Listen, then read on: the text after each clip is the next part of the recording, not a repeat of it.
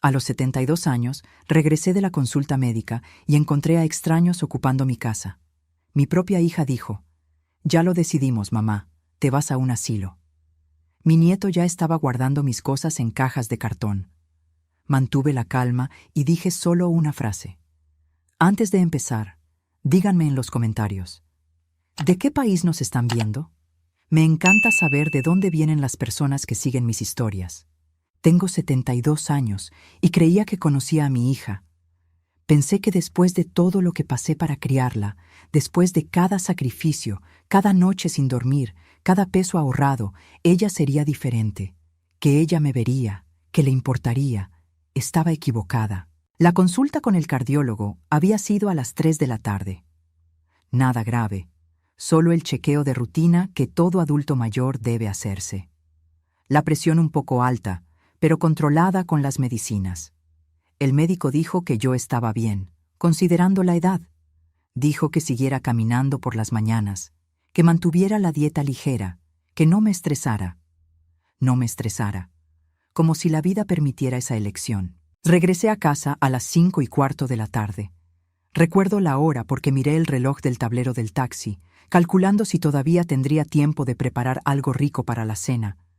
A mi nieto Mateo le encantaba mi pollo asado. Tenía 10 años y siempre me pedía que lo hiciera los días que me visitaba. Pensé en darle una sorpresa. Le pagué al chofer, tomé mi bolsa, esa de cuero café que uso desde hace 15 años, y caminé hacia la puerta principal. La casa era demasiado grande para mí ahora, lo sabía. 3 recámaras, sala amplia, cocina espaciosa donde crié a mi hija sola después de que mi esposo murió. Él tenía apenas 42 años cuando el infarto se lo llevó.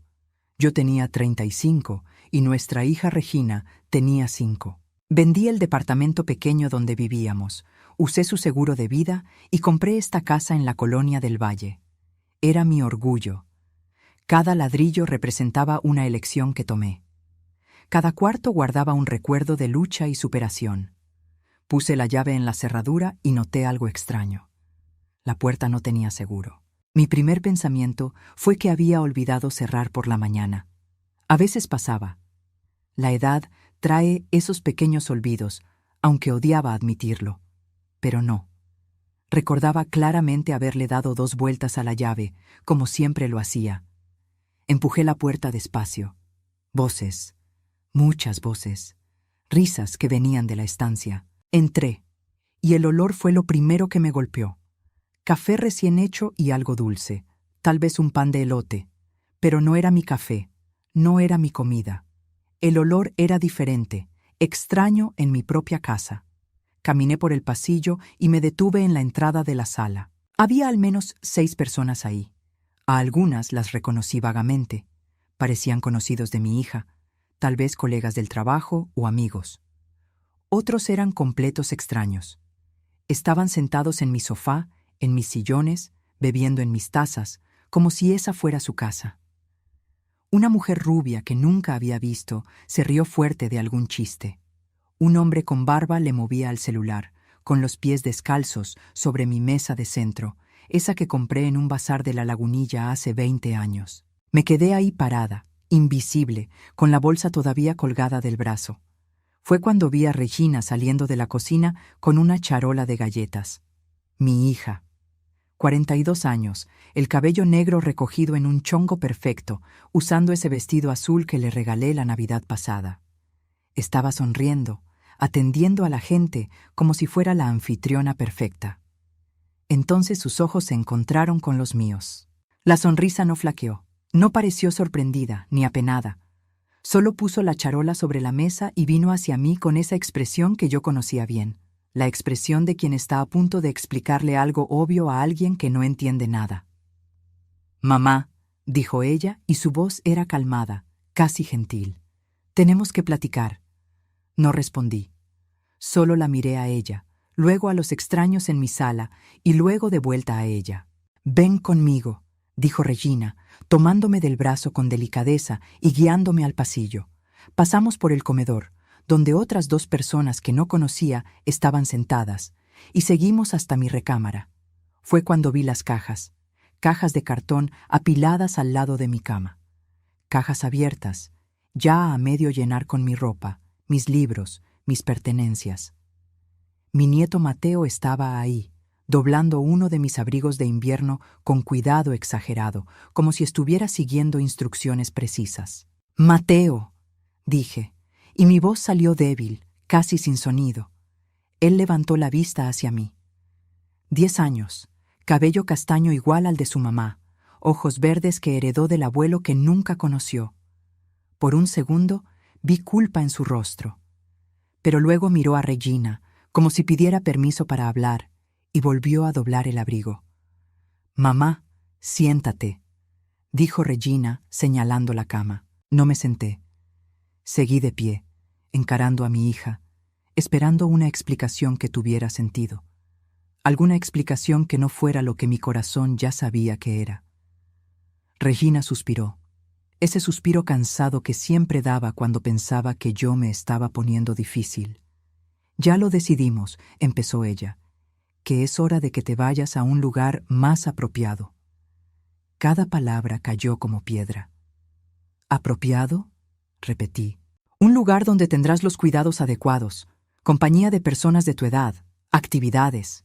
Te va a encantar, mamá. Ya investigué mucho. Es una residencia muy buena en Cuernavaca, con jardín, estancia». «Un asilo», dije yo. No era pregunta.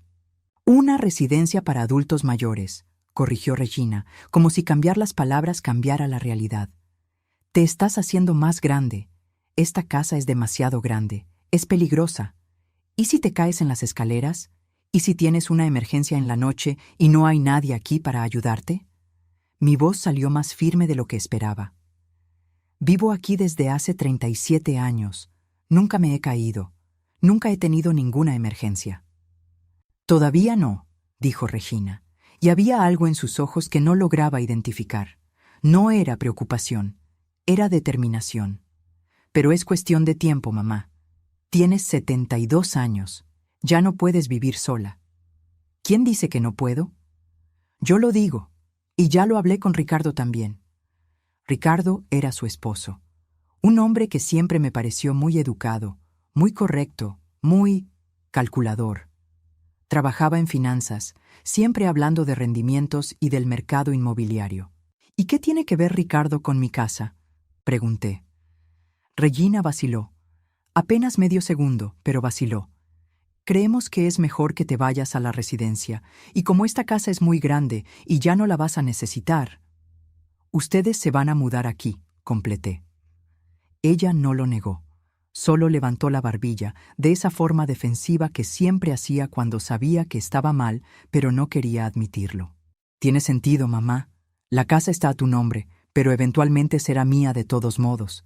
Solo estamos adelantando las cosas, y nosotros nos encargaremos de todo, el mantenimiento, el predial, todo. Tú no tendrás que preocuparte por nada». Miré las cajas. A mi nieto, que evitaba mi mirada.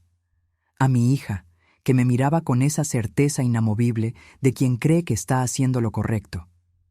«Ya lo decidieron todo», dije en voz baja, sin preguntarme. «Porque sabíamos que te ibas a resistir. Eres terca, mamá, siempre lo has sido. Pero esta vez tienes que confiar en mí. Estoy haciendo lo mejor para ti». Algo dentro de mí, algo que había estado dormido por mucho tiempo, empezó a despertar. No era enojo. Todavía no. Era claridad. Esa claridad fría y cortante que llega cuando finalmente ves la verdad que habías estado evitando. Respiré profundo. Mi corazón estaba acelerado, podía sentirlo, pero mantuve la voz calmada. «¿Y mi opinión?», pregunté. «¿Yo no tengo derecho a decidir sobre mi propia vida?». Regina suspiró de nuevo. «Mamá, ya tuviste una vida entera de decisiones. Ahora es hora de dejar que yo te cuide. Confía en mí». Fue cuando lo dije. Una frase nada más.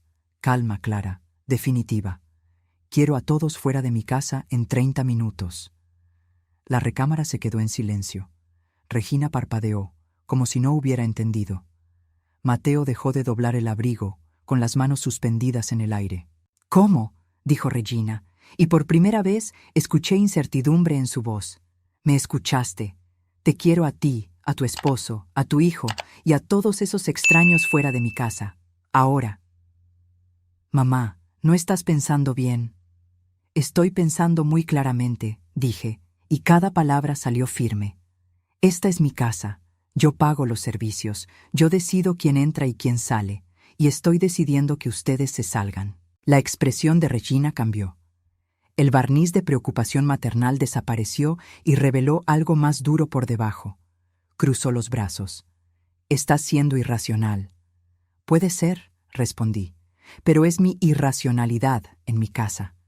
Estamos tratando de ayudarte. No es cierto, están tratando de quitarme de en medio.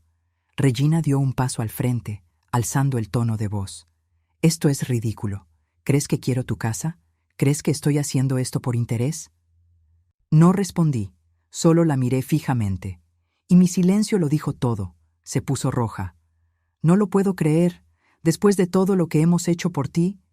¿Qué exactamente has hecho por mí, Regina? Mi voz salió más fría de lo que pretendía. Dime, haz la cuenta, quiero escuchar. Abrió la boca, la cerró, la abrió de nuevo.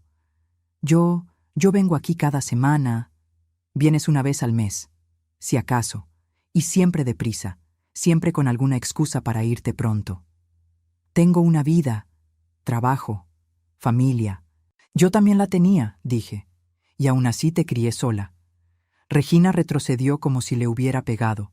Mateo seguía ahí, congelado, sosteniendo el abrigo.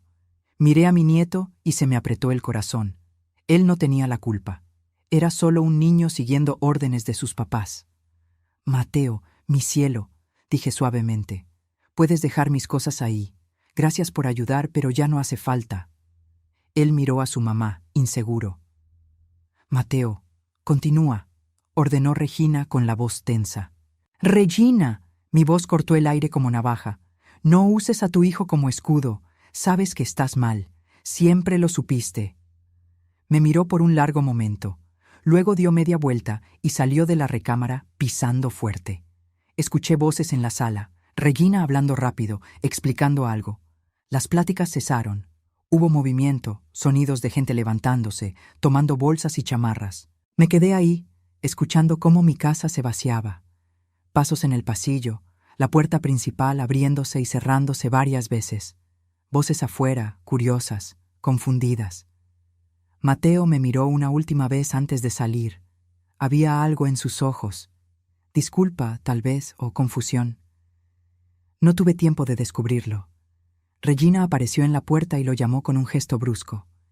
Cuando finalmente quedamos solo Regina y yo en el pasillo, ella se volteó hacia mí una última vez. «Te vas a arrepentir de esto», dijo, con la voz temblando de coraje contenido. «Tal vez», respondí, «pero será mi arrepentimiento, mi elección, mi vida. Eres una vieja terca e ingrata».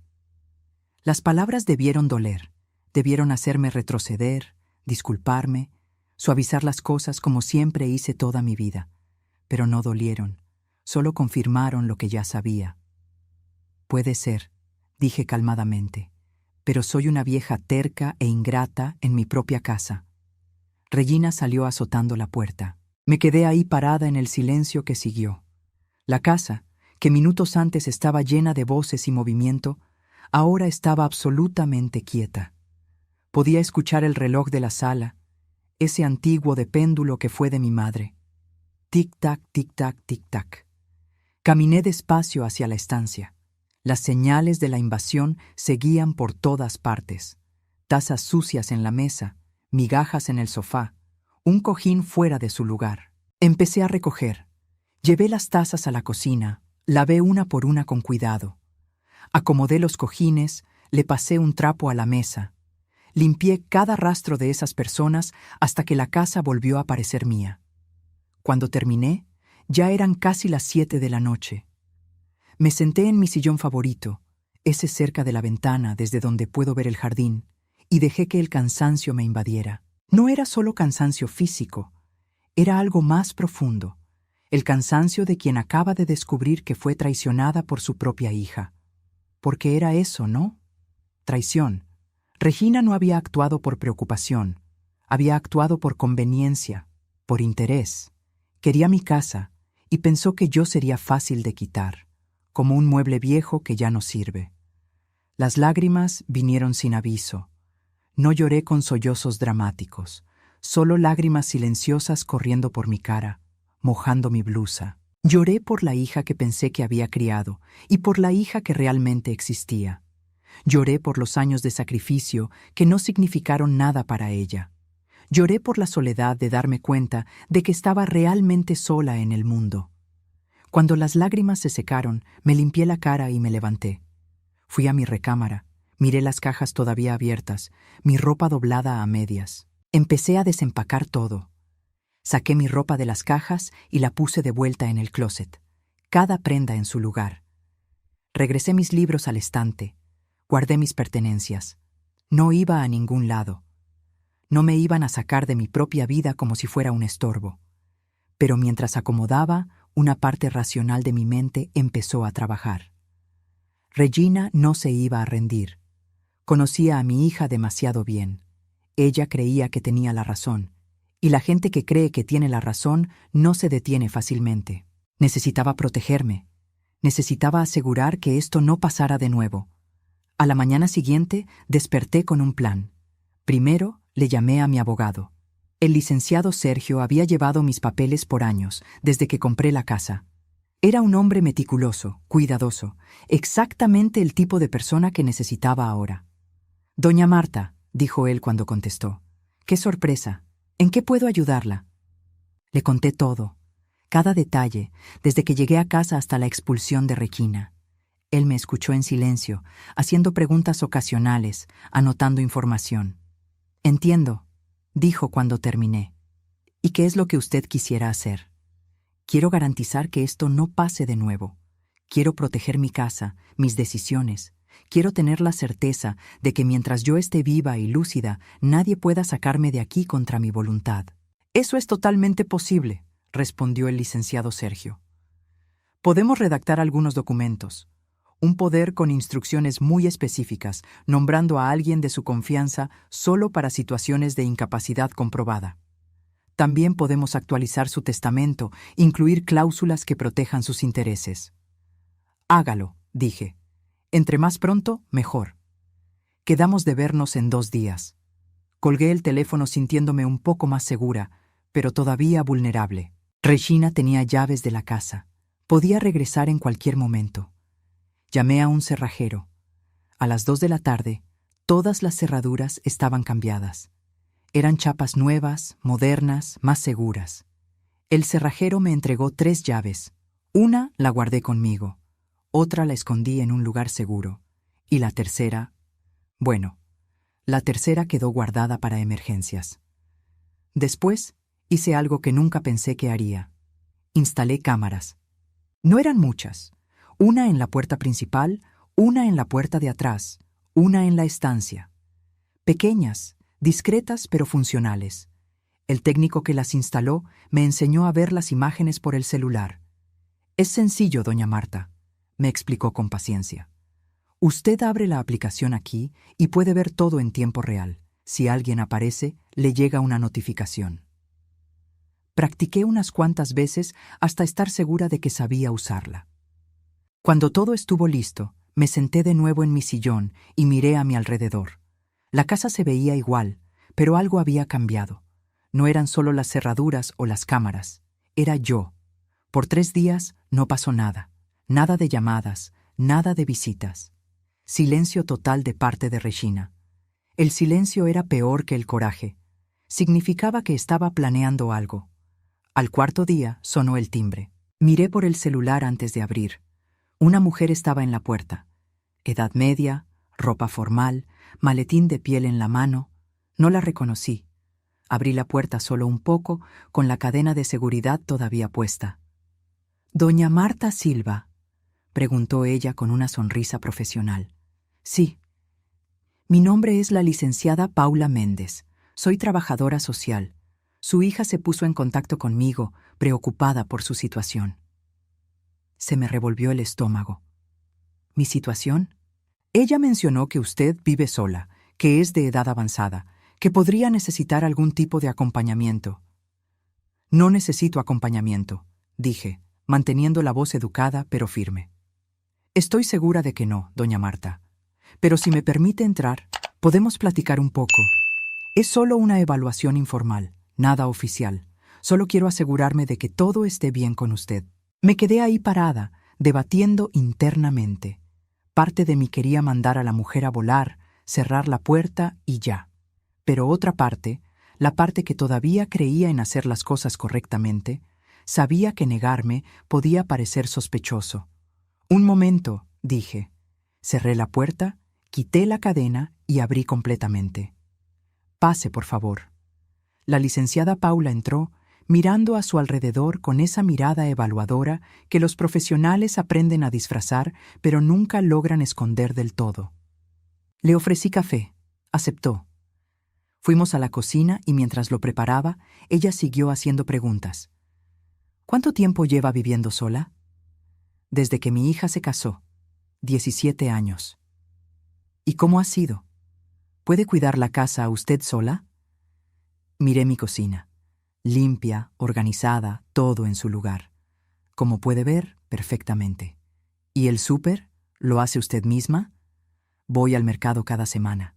Camino hasta allá. Es buen ejercicio. ¿Medicamentos? ¿Toma alguno? Para la presión. Los tomo todos los días, a la misma hora. Nunca se me olvida. Ella anotaba todo en una libretita. Serví el café y nos sentamos a la mesa. ¿Doña Marta tiene amigos? ¿Vecinos con los que platique? Sí. Doña Cuca vive 3 casas abajo. Tomamos café juntas 2 veces por semana. Don Beto, el de la tiendita, siempre se detiene a platicar. La señorita de la farmacia se sabe mis recetas de memoria. ¿Y su hija? ¿Con qué frecuencia la ve? Vacilé. La licenciada se dio cuenta. Puede hablar con sinceridad, doña Marta. Estoy aquí para ayudar. Decidí ser honesta. Hasta la semana pasada venía a visitarme más o menos una vez al mes, siempre deprisa. Ahora no he hablado con ella. ¿Por qué? Le conté. No todos los detalles, pero lo suficiente. La llegada a casa, los extraños, las cajas, el plan de mandarme a un asilo sin consultarme. Paula escuchó sin interrumpir. Cuando terminé, se quedó en silencio un momento. ¿Y cómo se sintió usted con eso? Preguntó gentilmente. Traicionada, respondí sin dudar. Desechada, como si mi opinión no importara. Ella asintió, anotando algo más. Doña Marta, voy a ser franca con usted. Su hija está preocupada, pero por lo que veo aquí, usted es perfectamente capaz de cuidar de sí misma. La casa está limpia, usted está lúcida, orientada. No veo razón para ningún tipo de intervención. Sentí un alivio enorme. ¿Y eso es oficial? ¿Va a quedar en algún reporte? Voy a hacer un reporte, sí. Y voy a dejar claro que encontré a una señora independiente, capaz y que está viviendo muy bien sola. Se terminó su café, me hizo un par de preguntas más sobre mi rutina, mi salud y mis actividades. Luego se levantó.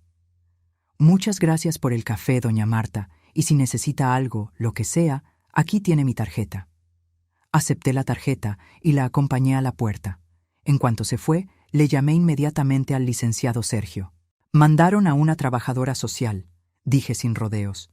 Era de esperarse, respondió él con calma. Su hija está tratando de armar un caso de que usted no tiene condiciones para cuidarse sola. Pero si la profesional fue ética, y por lo que me cuenta parece que sí, eso en realidad la favorece. ¿Cómo? Porque ahora hay un reporte oficial diciendo que todo está bien con usted. Si su hija intenta algo más drástico, como una interdicción, por ejemplo, ese reporte va a pesar en su contra. Interdicción. La palabra me heló la sangre. ¿Ella puede hacer eso? ¿Declararme incapaz? Puede intentarlo, pero es un proceso largo y complejo, y necesitaría muchas pruebas de que usted está incapacitada, lo cual claramente no es el caso. Respiré profundo. ¿Cuándo nos vemos para firmar esos papeles? Mañana mismo, si gusta. Ya están listos. Al día siguiente, fui a la oficina de Sergio. Me explicó cada documento con paciencia, cada cláusula, cada protección legal que estábamos estableciendo. Firmé todo.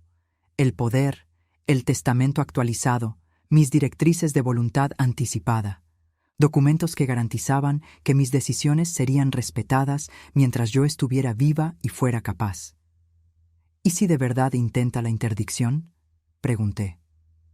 Vamos a pelear y vamos a ganar. Usted tiene todas las condiciones mentales y físicas. Tiene el reporte de la trabajadora social. Tiene seguimiento médico regular. No hay base legal para una interdicción. Salí de la oficina sintiéndome más fuerte, más protegida. Pero Regina todavía no terminaba. 2 días después recibí una llamada. Número desconocido. ¿Bueno? ¿Doña Marta? Hablamos del Hospital Ángeles. Su hija Regina acaba de ingresar hace 1 hora. Está preguntando por usted. Mi corazón se aceleró. ¿Qué pasó? ¿Está bien? Una crisis de ansiedad. Nada grave, pero insiste en hablar con usted. Tomé mi bolsa y salí inmediatamente. Pedí un taxi y fui directo al hospital. En el camino, la cabeza me daba vueltas. Regina nunca había tenido problemas de ansiedad. Nunca. Algo andaba mal. Cuando llegué al hospital, fui directo a la recepción. Vengo a ver a mi hija, Regina Santos. Me llamaron. La recepcionista frunció el ceño. Un momento. Tecleó algo en la computadora. Lo siento, señora, pero no tenemos ninguna paciente con ese nombre. Me quedé ahí parada, procesando. ¿Está segura? Me llamaron de aquí hace menos de 1 hora. Estoy segura. Revisé todos los ingresos de hoy. No hay ninguna Regina Santos. Regresé a casa en un estado de confusión y coraje. Fue una mentira, un truco para sacarme de mi casa. Cuando llegué, revisé las cámaras por el celular. Y ahí estaba. Regina había estado ahí. Durante los 40 minutos que estuve fuera, ella fue a mi casa. Las imágenes la mostraban tratando de abrir la puerta, descubriendo que las chapas habían sido cambiadas, dándole la vuelta a la casa tratando de encontrar otra entrada. Después de unos minutos, se rindió y se fue. Pero el mensaje estaba claro. No se iba a detener. Guardé las grabaciones, cada una de ellas. Las copié en una memoria USB, hice un respaldo en la nube, las salvé de todas las formas posibles. Si necesitaba pruebas de que Regina me estaba acosando, ahora las tenía. Pero lo que más me dolía no era el acoso en sí, era el por qué. ¿Por qué mi hija, la niña que crié sola, que cargué, que alimenté, vestí y eduqué, estaba haciendo esto? La respuesta era simple y dolorosa. Dinero. La casa valía mucho. No era una fortuna, pero en una ciudad donde las casas estaban cada vez más caras, esas 3 recámaras en un barrio tranquilo significaban seguridad financiera. Significaban poder vender por un buen precio o rentar por una cantidad alta. Y Regina estaba casada con Ricardo, el hombre de las finanzas, el hombre que veía todo en términos de números y rentabilidad. ¿Habría sido idea de él? ¿Habrá sembrado él esa semilla en la cabeza de mi hija? ¿O Regina siempre fue así y yo simplemente no quería verlo?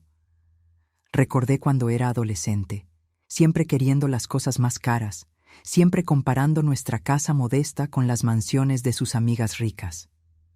Recordé lo decepcionada que se puso cuando la llevé a la universidad pública en vez de la privada que quería.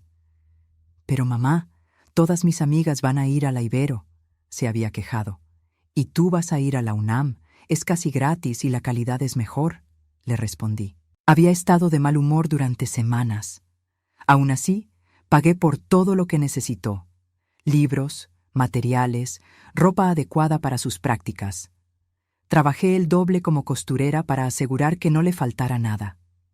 Y cuando se graduó, cuando consiguió el trabajo en una empresa grande, cuando se casó con Ricardo y se mudó a un departamento bonito, sentí orgullo. Pensé que lo había hecho todo bien, pero tal vez no. Tal vez, al darle todo, creé a alguien que sentía que tenía derecho a todo, incluyendo mi casa, mi vida y mis decisiones. El teléfono sonó, sacándome de mis pensamientos. Era el licenciado Sergio. Doña Marta, tengo que informarle algo. Recibí una notificación hoy. Su hija metió una demanda de interdicción. Se me heló todo el cuerpo. Pero usted dijo que no tenía base legal. Y no la tiene. Es una demanda débil, basada solo en su edad y en acusaciones vagas de que usted está confundida y tomando decisiones erráticas. Pero de todos modos, tendremos que responder. Habrá una audiencia. ¿Cuándo? En 3 semanas. No se preocupe. Vamos a estar preparados. Necesitaré que se haga una evaluación con un médico geriatra, alguien que pueda dar fe de su capacidad mental. Haré lo que sea necesario. Perfecto. Voy a preparar todo y la mantengo informada. Colgué el teléfono con las manos temblando. Interdicción. Mi propia hija estaba tratando de declararme incapaz. Si lo lograba, ella tendría control total sobre mi vida, sobre mi dinero, mi casa, cada decisión. Me tratarían como a una niña, como a alguien que no sabe lo que es mejor para sí misma. No, eso no iba a pasar. En los días siguientes hice exactamente lo que Sergio me pidió. Fui con 3 médicos diferentes, un geriatra, un neurólogo y un psiquiatra. Cada uno me hizo una batería de pruebas de memoria. Logré recordar secuencias de números, palabras, imágenes, pruebas de razonamiento. Resolví problemas lógicos, acertijos mentales, pruebas de orientación. Sabía mi nombre completo, mi fecha de nacimiento, dónde estaba, qué día era, quién era el presidente. Pruebas físicas. Mi coordinación motriz estaba perfecta. Mi equilibrio era bueno para mi edad. Cada médico llegó a la misma conclusión. Yo estaba plenamente capaz, lúcida, orientada, con todas mis facultades mentales intactas. Los certificados médicos fueron enviados directamente al licenciado Sergio. Mientras tanto, seguí con mi vida normal. O traté. Iba al mercado, platicaba con los vecinos, cuidaba el jardín. Pero había una sombra sobre todo. La sensación constante de estar siendo observada, juzgada, esperando el próximo ataque. Regina no volvió a aparecer. No llamó, no mandó mensaje. Silencio absoluto.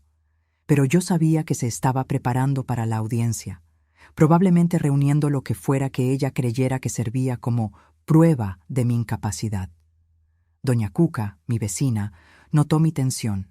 «Marta, te ves diferente», dijo una de nuestras tardes de café. «¿Pasó algo?»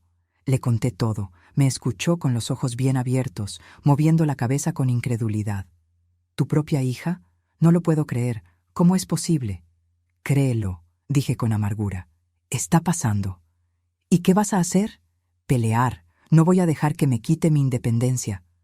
Doña Cuca me tomó la mano. «Si necesitas algo, lo que sea, aquí estoy. Puedo testificar por ti, decir que estás perfectamente bien». «Gracias», dije, y por primera vez en días sentí que las lágrimas me quemaban los ojos. Significa mucho. La semana antes de la audiencia fue la peor. No podía dormir bien. Me quedaba despierta en la madrugada, mirando el techo, imaginando escenarios. ¿Y si el juez le creía a Regina? ¿Y si, a pesar de todos los certificados médicos y las pruebas, decidía que una hija sabe lo que es mejor para su madre? ¿Y si perdía todo? Mi casa, mi libertad, mi vida. El licenciado Sergio me llamó la noche antes de la audiencia. «¿Cómo se siente, doña Marta?» «Aterrada», admití. «No tiene por qué. Tenemos un caso sólido, 3 certificados médicos que avalan su capacidad. El reporte de la trabajadora social es favorable. Testigos dispuestos a hablar de su independencia. Regina tiene... ¿qué? Acusaciones vagas y su propia ambición. ¿Y si no es suficiente? Lo será. Confíe en mí. He pasado por decenas de casos así. Sé reconocer cuando alguien está tratando de aprovecharse de un adulto mayor. Y sé que los jueces también lo reconocen. Dormí mal esa noche. Soñé con mi hija pequeña, con sus risas, con la época en la que me miraba como si yo fuera la persona más importante del mundo.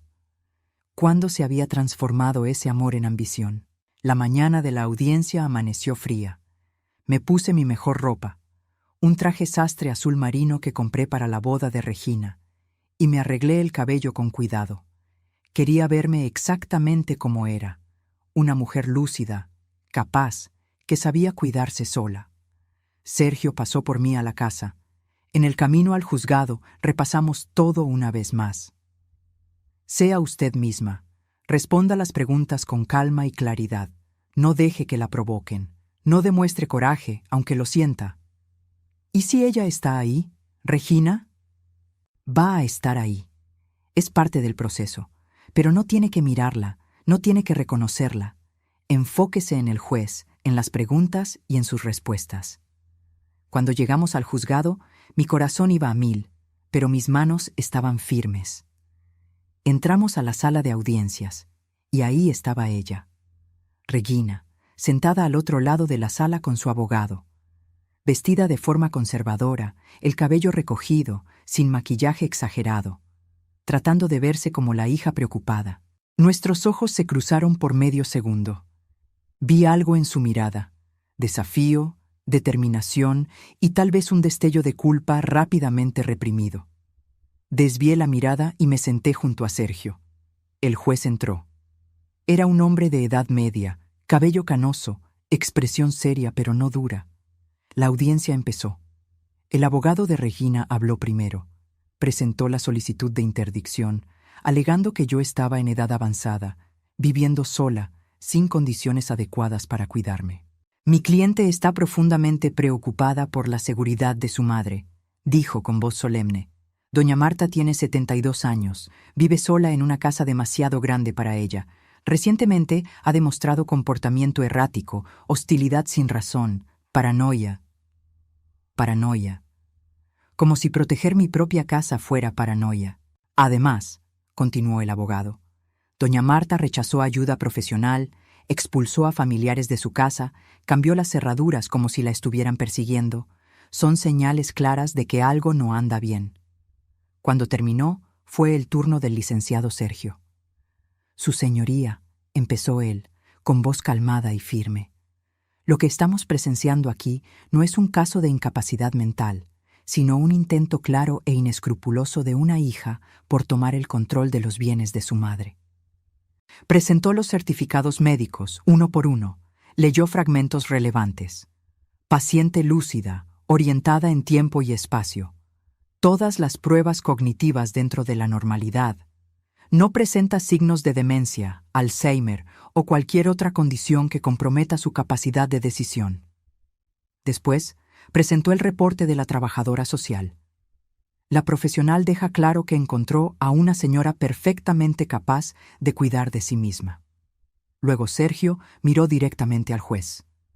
En cuanto al alegado comportamiento errático, permítame aclarar lo que realmente pasó.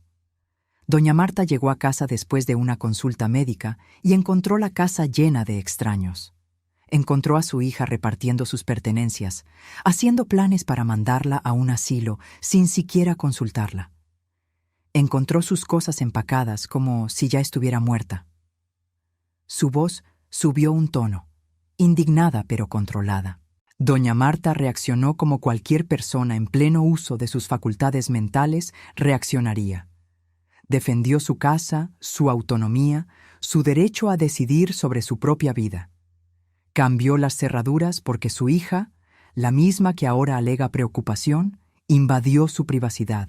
Eso no es paranoia, su señoría, es autopreservación. El juez escuchó todo en silencio, haciendo anotaciones ocasionales. Entonces habló. Me gustaría hacerle algunas preguntas directamente a doña Marta. Me levanté, con las piernas un poco temblorosas, y me acerqué. Doña Marta, ¿puede decirme su nombre completo y fecha de nacimiento? Marta Oliveira Silva, nacida el 15 de marzo de 1952. ¿Qué día es hoy? Martes, 23 de abril de 2024. ¿Sabe usted dónde está? En el juzgado civil, ante usted para una audiencia de interdicción promovida por mi hija. Él asintió y siguió haciendo preguntas. Sobre mi rutina, sobre cómo cuidaba la casa, sobre mis finanzas. Respondí todo con calma y precisión. ¿Usted administra sus propias cuentas? Sí, pago todos mis servicios a tiempo. Hago el súper dentro de mi presupuesto. Tengo un pequeño ahorro para emergencias. ¿Y su salud? Tengo la presión alta, controlada con medicamento. Tomo las medicinas todos los días, a la misma hora. Hago seguimiento médico regular. ¿Usted se siente capaz de seguir viviendo sola? Completamente. ¿Por qué cree que su hija inició este proceso? Vacilé. Miré a Regina. Ella me miraba con una expresión neutra, imposible de leer. Porque quiere mi casa, dije simplemente. Y cree que quitándome del camino puede tenerla. El abogado de Regina se levantó. Objeción. Mi cliente actúa por preocupación maternal. El juez levantó la mano. La testigo está respondiendo mi pregunta. Continúe, doña Marta. Mi hija apareció en mi casa con extraños, planeando mandarme a un asilo sin consultarme. Cuando me opuse, trató de hacerme parecer incapaz. Todo eso porque quiere algo que es mío. ¿Y usted no tiene deseo alguno de irse a una residencia para adultos mayores? Ninguno. Vivo en esa casa desde hace 37 años. Crié a mi hija ahí. Es mi hogar. Mientras yo sea capaz de cuidarme sola, es donde quiero estar. El juez hizo un par de preguntas más y luego me permitió sentarme. Regresé a mi lugar, con el corazón todavía acelerado. Entonces fue el turno de Regina de ser llamada. Se levantó y caminó al frente con pasos firmes. El juez le hizo preguntas similares, sobre su preocupación, sobre lo que había observado en mi comportamiento. Regina respondió con una voz suave, casi triste. Estoy muy preocupada por mi mamá, su señoría. Se está haciendo grande y temo por su seguridad. La casa es grande, tiene escaleras. ¿Y si se cae?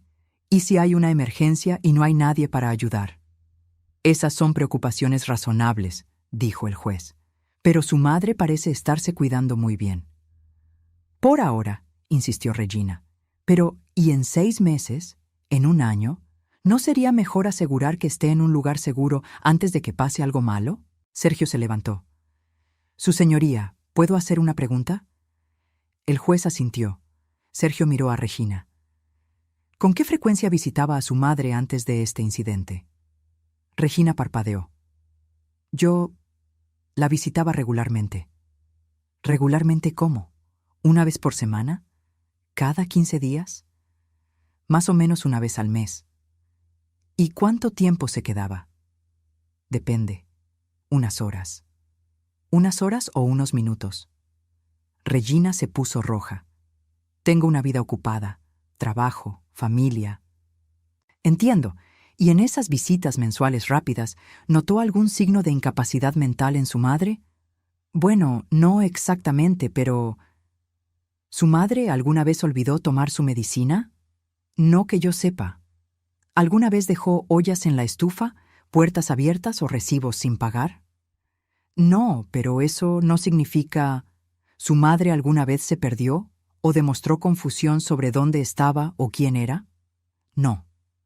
Entonces, concluyó Sergio, usted está pidiendo la interdicción de una mujer que por su propia admisión nunca ha demostrado ningún signo real de incapacidad mental. El juez interrumpió. Creo que he escuchado suficiente. Hubo un silencio tenso en la sala mientras el juez revisaba sus papeles. Casi no podía respirar. Voy a dictar mi decisión ahora, dijo finalmente. Mi corazón se detuvo. Analicé todos los documentos presentados. Leí 3 certificados médicos independientes, todos dando fe de la plena capacidad mental de doña Marta. Leí el reporte de la trabajadora social, que confirma que la requerida está viviendo de forma independiente y adecuada. Miró a Regina. También observé que la requirente no presentó ninguna prueba concreta de incapacidad, solo acusaciones vagas basadas en la edad y en preocupaciones hipotéticas sobre el futuro. Su voz se volvió más firme. La edad avanzada por sí sola no es motivo de interdicción. Muchas personas viven de forma productiva e independiente hasta edades muy avanzadas. Doña Marta tiene 72 años, no 92, e incluso si tuviera 92, si estuviera en pleno uso de sus facultades mentales, tendría derecho a su autonomía. Hizo una pausa. En cuanto al alegado comportamiento errático, entiendo perfectamente las acciones de doña Marta. Protegió su casa y su privacidad contra lo que percibió con razón como una invasión. Eso demuestra juicio, no confusión mental. Miró directamente a Regina y su expresión se endureció. Veo aquí un caso clásico de un familiar tratando de tomar el control de los bienes de un adulto mayor bajo el pretexto de protección, Esto es inaceptable y en algunos casos puede configurar incluso un delito. Regina se puso pálida. Por lo tanto, niego la solicitud de interdicción. Doña Marta permanece plenamente capaz de gestionar su vida, sus bienes y sus decisiones. Si en el futuro hubiera un cambio real en su condición mental, el asunto puede reevaluarse. Pero por ahora, la solicitud queda desechada. Dio el mazazo. Audiencia terminada. Me levanté con las piernas de trapo. Sergio me tomó del brazo, sonriendo. Felicidades, doña Marta. Ganó. Miré a Regina. Estaba de pie, pálida, con los labios apretados. Su abogado le decía algo al oído, pero ella no parecía escuchar. Nuestros ojos se encontraron una última vez. Ya no había nada que decir. Había intentado quitármelo todo y había fallado. Salimos del juzgado juntos, Sergio y yo. Afuera el sol brillaba. ¿Y ahora qué?, pregunté. Ahora regresa a su casa y vive su vida. Y si ella intenta algo así de nuevo, estaremos listos. En el camino de regreso, miré por la ventana del taxi, procesando todo. Había ganado. Mi casa seguía siendo mía. Mi vida seguía siendo mía. Pero el precio había sido alto. Había perdido a mi hija. No físicamente, sino emocionalmente. Lo que fuera que todavía existiera de relación entre nosotras había muerto en esa sala de audiencias. Cuando llegué a casa, me senté en mi sillón favorito y dejé que las lágrimas fluyeran. No eran lágrimas de alivio, aunque sí lo sentía. Eran lágrimas de luto. Luto por la hija que pensé que tenía, por la relación que nunca existió realmente, por la familia que debió ser. Pero entre las lágrimas también había algo más. Fuerza, orgullo, la certeza de que había hecho lo correcto. No me había doblegado, no había dejado que me trataran como a un objeto desechable. Había peleado por mi dignidad, por mi autonomía, y había ganado. En las semanas siguientes establecí una nueva rutina, una rutina que era completamente mía. Despertaba temprano, tomaba café en el porche viendo salir el sol. Hacía mi caminata matutina, cuidaba el jardín, que estaba un poco descuidado. Me veía con doña Cuca para el café. Leía los libros que siempre quise leer, pero nunca tuve tiempo. Era una vida simple, pero era mía. Regina no intentó contactarme, ni ella, ni Ricardo, ni siquiera Mateo. A veces pensaba en mi nieto. ¿Entendería él lo que pasó? ¿Le habría contado Regina alguna versión distorsionada de los hechos? Lo extrañaba. Sus raras visitas, sus abrazos torpes, la forma en que me decía abuelita. Pero no podía forzar una relación. Si Regina quería alejarme de Mateo, era su elección. Una elección cruel, pero suya. 2 meses después de la audiencia, recibí una carta. Reconocí la letra inmediatamente. Era de Mateo. Con las manos temblando, la abrí. Querida abuelita, siento mucho lo que pasó. No entiendo bien todo, pero sé que mi mamá hizo algo malo. Mi papá dijo que estás enojada y que es mejor no molestarte. Pero quería que supieras que te extraño. Extraño tus historias, tu pollo asado y cuando me enseñabas a cuidar las plantas. Mi mamá no sabe que estoy escribiendo esta carta. Le pedí ayuda a mi maestra. Te quiero mucho, abuela. Cuando crezca y pueda decidir, te voy a visitar. Lo prometo. Tu nieto, Mateo. Lloré al leerla. Lloré de tristeza por la situación, pero también de alegría por saber que mi nieto todavía me quería. Guardé la carta en una caja especial, junto con fotos viejas y otros recuerdos valiosos. Algún día, Mateo sería un adulto. Algún día podría tomar sus propias decisiones. Y cuando ese día llegara, yo todavía estaría aquí, esperándolo. La vida siguió. Los meses pasaron. Hice amistad con más vecinos. Doña Elena, que vivía en la esquina, también era viuda y le encantaba jugar baraja. Empezamos a vernos cada jueves por la noche para jugar y platicar. Don Beto, el de la tiendita, siempre me apartaba la fruta más bonita. Para la señora que ganó en el juzgado, decía con una sonrisa orgullosa. Al parecer, la historia se había corrido por toda la colonia. Me veían como la viejita que no se dejó intimidar. Y eso traía una sensación extraña pero buena. Respeto. Empecé a hacer trabajo voluntario en un albergue de animales. Siempre me gustaron los animales, pero nunca había tenido tiempo. Ahora lo tenía. 3 veces por semana iba para allá a ayudar. Alimentaba a los gatos, paseaba a los perros, limpiaba las jaulas. Era trabajo pesado, pero gratificante. Y fue ahí donde conocí a Clara. Clara tenía 19 años, estudiaba veterinaria y era voluntaria desde hacía 3 años. Era dulce, atenta, llena de energía. Platicábamos mucho mientras trabajábamos. Ella me contaba de la facultad, de sus sueños de tener su propia clínica algún día. Yo le contaba historias de mi vida, de las dificultades que pasé criando a Regina sola. Un día me preguntó: «Doña Marta, ¿usted tiene nietos?» «Tengo uno», respondí. «Mateo, pero no tengo contacto con él por ahora». «¿Por qué?», preguntó con esa franqueza inocente de los jóvenes. Le conté, no todos los detalles, pero lo suficiente. Clara me escuchó con los ojos muy abiertos. ¿Su propia hija hizo eso? Lo hizo. Pero, ¿cómo? Si usted se ve tan lúcida, tan capaz. Exacto, dije con una sonrisa amarga. Pero quería mi casa, y pensó que yo sería fácil de hacer a un lado. ¡Qué horror!, susurró Clara. Luego, por impulso, me abrazó. Lo siento mucho, doña Marta. Ese abrazo significó más de lo que ella imaginaba. Se sentía bien recibir afecto genuino, sin segundas intenciones. Clara se volvió una presencia constante en mi vida. A veces aparecía en mi casa solo para platicar. Traía sus libros de veterinaria y estudiaba en mi mesa de la cocina mientras yo cocinaba. «Es más tranquilo aquí que en mi casa de estudiantes», decía. Me gustaba la compañía. La casa se sentía menos silenciosa, menos vacía.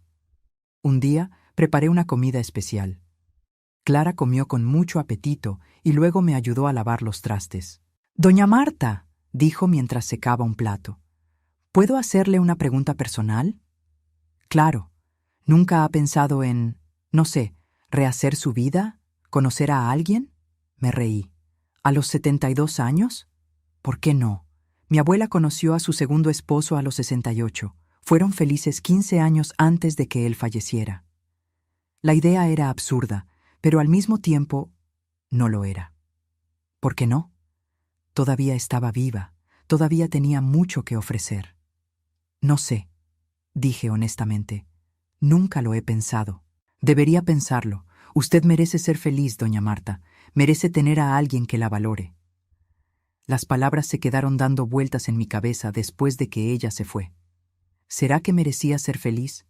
¿Después de todo? Sí. La respuesta llegó clara y firme. Sí, me lo merecía.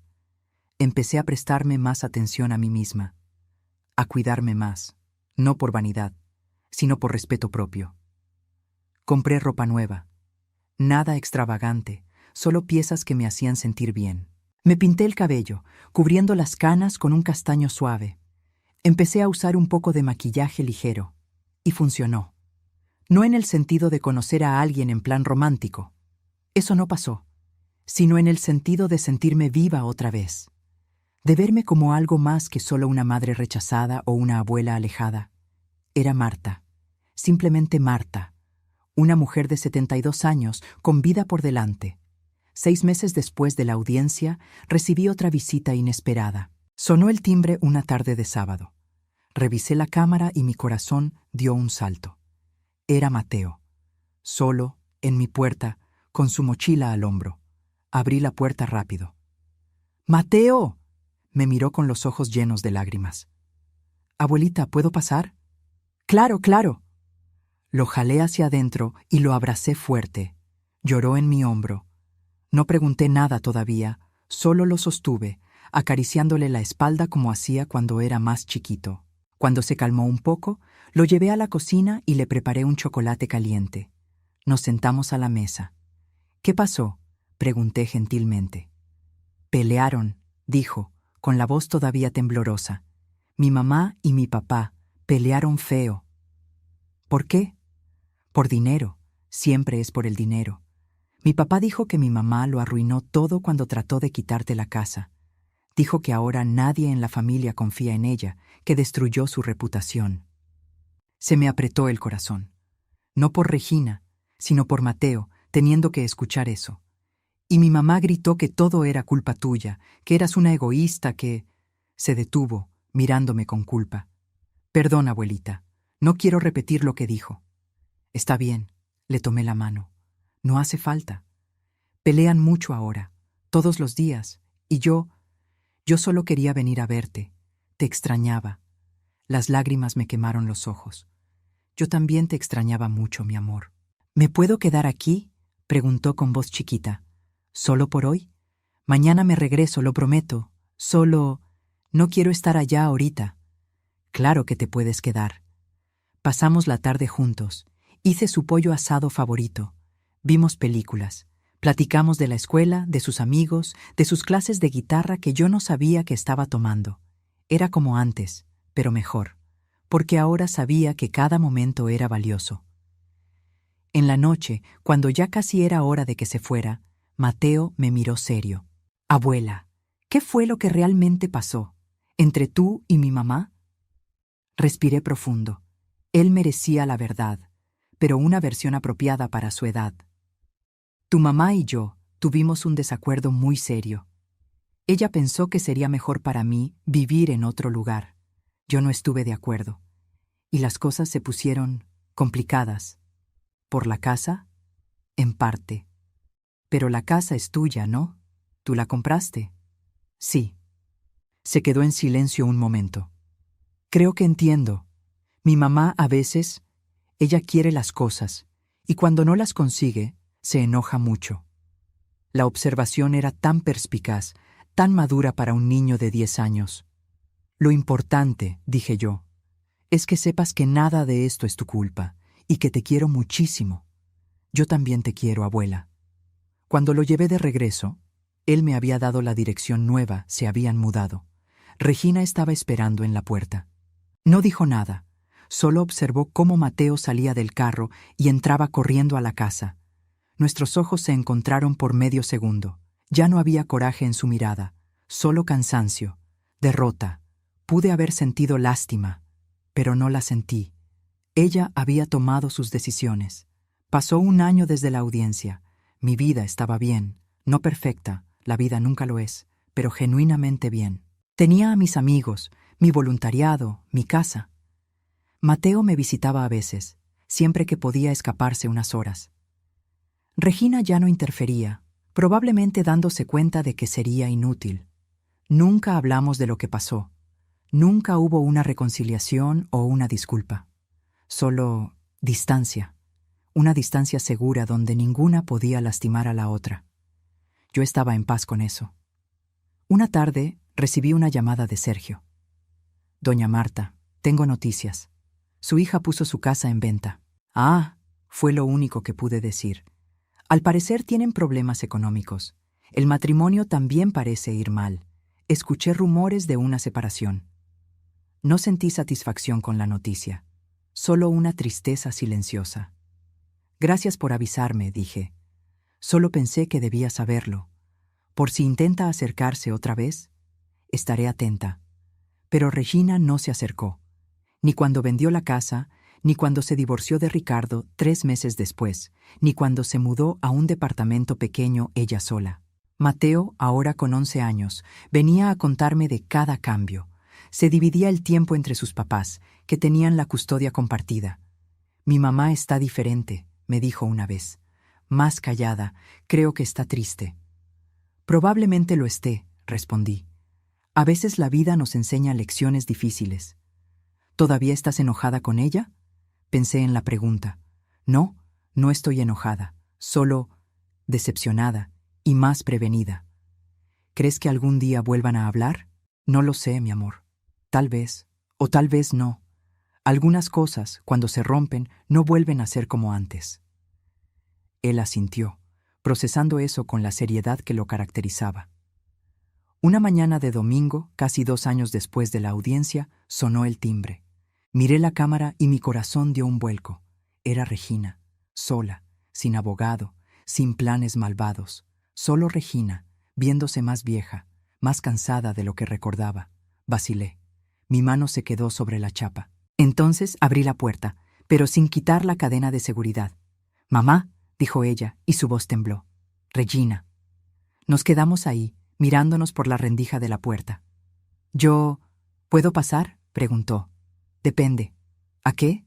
«A platicar. De verdad, sin abogados, sin peleas, solo... platicar». La miré a los ojos y vi algo que no había visto en mucho tiempo. Sinceridad. Vulnerabilidad. Quité la cadena y abrí la puerta. Entró despacio, como si pisara terreno sagrado que ella misma había profanado. Fuimos a la estancia. Me senté en mi sillón. Ella se quedó de pie un momento, luego se sentó en el sofá. El silencio se alargó. «Me equivoqué», dijo finalmente. «Me equivoqué mucho. Y perdóname». No respondí. Solo esperé. Cuando Ricardo sugirió que debías irte a un asilo, me hizo sentido en la cabeza. La casa estaba aquí, vacía la mayor parte del tiempo. Tú estabas sola, parecía... lógico. «Lógico», repetí, y la palabra salió amarga. «Lo sé. Sé que fue horrible, que fue egoísta, que te traté como un problema que resolver, no como a mi madre». Lágrimas empezaron a correr por su cara. «Lo perdí todo, mamá. Mi matrimonio, mi casa, mi reputación. Toda la familia me odia. Los amigos se alejaron. Y lo peor...» Su voz se quebró. «Lo peor es que me lo merezco. Me merezco cada consecuencia». Sentí que algo se ablandaba dentro de mí. No un perdón inmediato, pero algo parecido a la compasión. «¿Por qué vienes ahora?», pregunté. «Porque estoy en terapia, desde hace 6 meses, y mi terapeuta me hizo darme cuenta de que pasé toda mi vida dándote por sentado, como alguien que siempre iba a estar ahí, que siempre me iba a querer, que siempre me iba a perdonar sin importar lo que hiciera». Se limpió las lágrimas con el dorso de la mano. «Y cuando me dijiste que no, cuando te defendiste, me puse furiosa. Porque ¿cómo te atrevías? ¿Cómo te atrevías a negarme algo que yo quería?» Moví la cabeza lentamente. Al menos estaba siendo honesta. «Pero ahora entiendo. Entiendo que no eras un recurso mío. Eras una persona, con deseos, necesidades, derechos, y yo te traté como nada». Más lágrimas. «No vengo a pedirte perdón. Sé que no me lo merezco. Solo quería que supieras que sé lo que hice. Y que lo siento mucho». Respiré profundo. Dejé que sus palabras entraran. Procesé cada una. «Gracias», dije finalmente, «por disculparte, por reconocerlo». «¿Tú me perdonas?», preguntó, con una voz llena de una esperanza temerosa. «No lo sé», respondí honestamente. «Perdonar no es un interruptor que se prende y se apaga. Es un proceso, y va a tomar tiempo». Asintió, aceptándolo. «Pero», continué, «puedo decirte que no te odio, y que estoy dispuesta a intentar, poco a poco, con límites claros». «Gracias», susurró. «Es más de lo que merezco». No le llevé la contraria. Platicamos un poco más. Sobre su terapia, sobre Mateo, sobre su vida ahora. No fue fácil, no fue cómodo, pero fue real. Cuando se fue, sentí que un peso que no sabía que cargaba se me quitaba de los hombros. No sabía si nuestra relación se iba a arreglar. Tal vez sí, tal vez no. Pero al menos ahora había honestidad. Y la honestidad era un comienzo. Hoy, a los 74 años, miro hacia atrás y veo todo lo que pasé. La lucha por mi casa, por mi autonomía, por mi dignidad. El dolor de ser traicionada por quien más amaba. La fuerza que encontré dentro de mí cuando la necesité. Regina y yo estamos reconstruyendo, despacio. Me visita una vez por semana ahora. A veces traemos a Mateo. Platicamos, tomamos café, lo intentamos. No es como antes, nunca lo será, pero es algo. Y por ahora es suficiente. Aprendí que envejecer no significa volverse invisible o desechable. Aprendí que tengo el derecho de defender mis decisiones, incluso cuando la persona del otro lado es alguien a quien amo. Aprendí que soy más fuerte de lo que imaginaba. Y aprendí que mi vida,